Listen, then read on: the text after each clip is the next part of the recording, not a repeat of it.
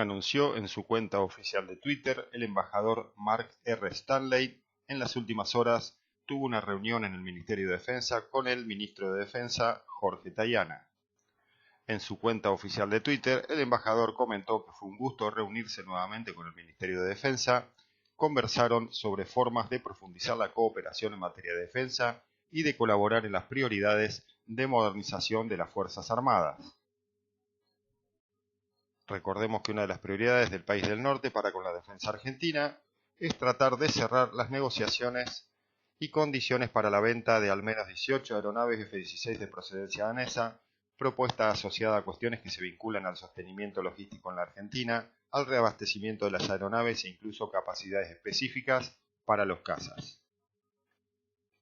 Como ya lo han reiterado en varias oportunidades, ven con mucha preocupación la injerencia china en la región. Todo esto ocurre mientras en los últimos días el embajador argentino en China sostuvo que Argentina considera seriamente la de adquirir los cazabombarderos chino-pakistaní JF-17 Thunder Block 3 y que esta sería la mejor opción en este momento para Argentina.